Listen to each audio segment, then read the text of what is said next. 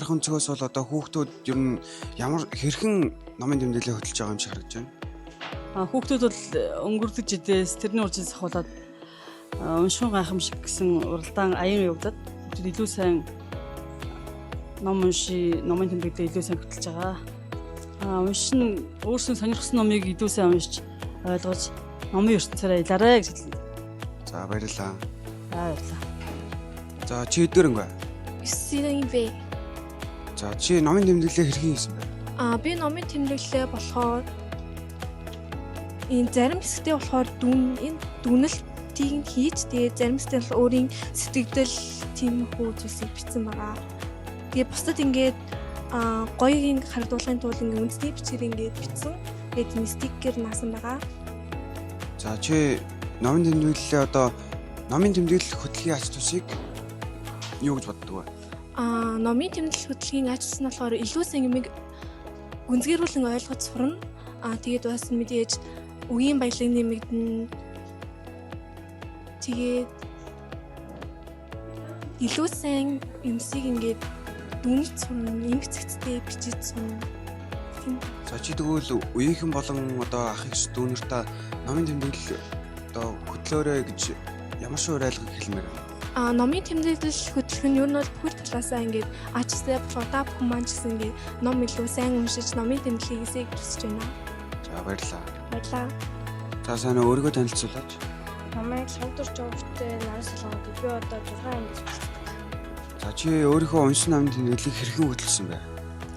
Манай сургуулиас болохоор заавал унших 10 номын жагсаалт гаргаж өгсөн. Дараагаар нь нэмэлт номын жагсаалт гаргаж өгсөн. Тэгээд би заавал унших номоо дуусгаад нэмэлт ном уншаад тэгээд 40 гаруй ном уншаад байж байгаа. За тэгвэл уншсан номын тэмдэглэл хөтлөхөд чамд одоо ямар ач тустай юм шиг санагдаж байна? Үгийн баялагтай болно. Тэгээд дээрэс нь зөв бичдэг болно. За чи үеийнхэн болон дүүнэр найз нөхөдөө юу гэж уриалмаар байна? Ном уншвал одоо ухаан тэлдэг, тэгээд оюун нагаа цэнэглэгддэг. Өдрөл хэрэгжүүлэх санаануудаа бий болгодог. За баярлалаа.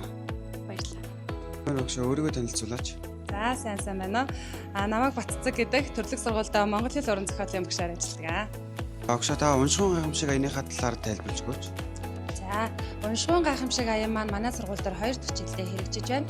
Монгол хэл уран зохиолын багш нарын зүгээс 2-оос 12 дугаар ангийнхандаа заавал унших 10 номын жагсаалт, нэмэлт номын жагсаалыг ингээд анги бүлэг болгоно гаргаж өгсөн. Хүүхдүүд маань номын жагсаалтын дагуу бүгд номоо уншиж тэмдэглэл хөтөлгөө.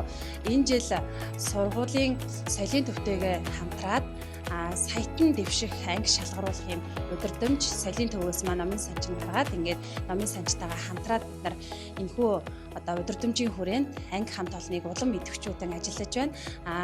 Ингээд анги болгон сая оноо цуглуулад сая оноонд хүрсэн анги маань сая төгрөгийн болцол хангах ийм уралдаан байгаамаа. Энэхүү уралдаан маань одоо ингээд 5 сарын 6-наар дуусах гэж байна. За ангиуд маань маш идэвхтэй оролцож бүгд номын тэмдэглэлээ бүтээлчээр ингэж тэмдэглэн хөтөлж байна.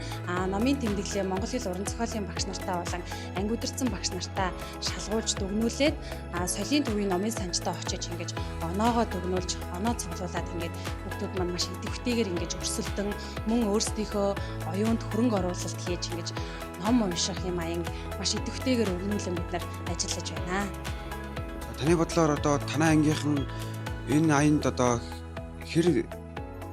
энэ аянд хэрхэн оролцож байна? Манай ангийнхны хувьд бол маш идэвхтэй оролцож байгаа. Хүүхдүүд маань 33 сурагчтай, 33 хүүхд маань заавал унших номоо бүгд дуусгачихсан. Нэмэлт ном руугаа орчихсон. Ер нь маш өндөр оноотойгоор явж байна. Бид нар одоо энэ сая төгрөгийн эзэн болох гээд бүгдээрээ зорилго тавьсан одоо тэмүүлж ажиллаж байна.